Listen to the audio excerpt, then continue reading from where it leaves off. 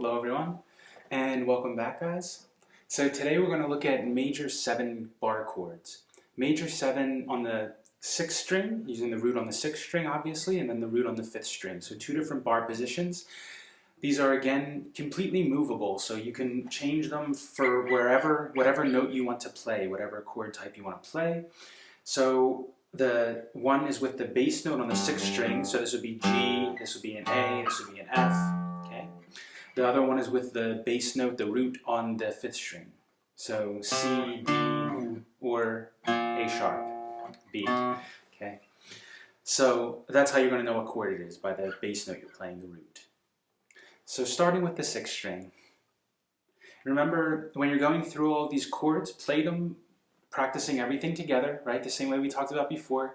Finger picking, strumming, alternate picking, all of this stuff, do it together while you're building your strength to hold these chords, especially the bar chords, right? That way you can do 2 things together. Let's start on the 3rd fret. Okay, this would be a G major 7, but again, you can play it anywhere. I'm just showing you on the 3rd fret. I recommend starting playing up here, like at the 5th fret, and then sliding down because it's going to be harder to press down this bar the closer you get to the nut, this white part here. Beginning with the 1st finger, barring the whole 3rd fret. And again, you want to strum that down, make sure that's clean first. Then bring your 2nd finger on the 4th fret here. It's going to be 1 fret over from your index finger on the 3rd string.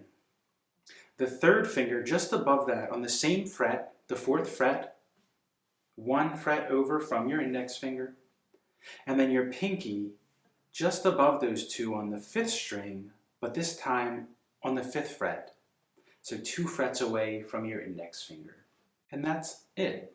Beautiful chord. And then again, you can move that down.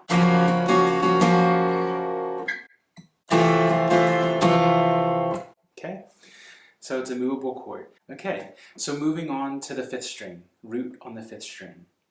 So as always with these bar chords on the 5th string, you're going to mute the 6th string.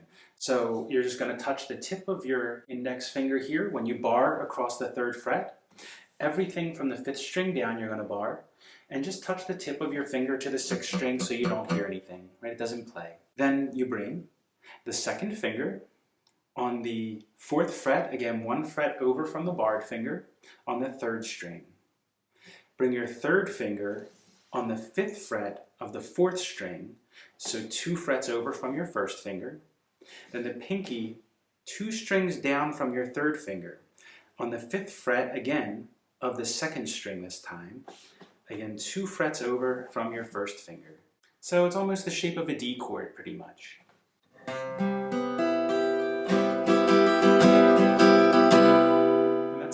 So, those are the 2 bar chord shapes for major 7 chords, and that will allow you to play them anywhere in any key. Just remember guys, don't get overwhelmed with all of these different types of chords.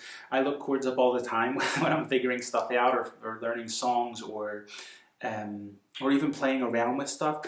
And a lot of times, you know, it's not so important to know what you're playing to some extent. Now, what I mean is, I've come up with some of my best ideas when I'm not thinking in theory, right? I'm not thinking, oh, a major 7 would be great here. No, I'm hearing what's happening in my head, right? And go by that. Like, you hear something good in your head, then try to figure that out. Doesn't matter what kind of chord it is. You know, when you're done, you could figure that out, but focus on what you hear, right? So sometimes I'll feel like, oh, this will be so beautiful, like with one of these notes down a half a step. So I'll just change my finger, and then that sounds beautiful. And I might not even know what that chord is at the time, but it sounds great.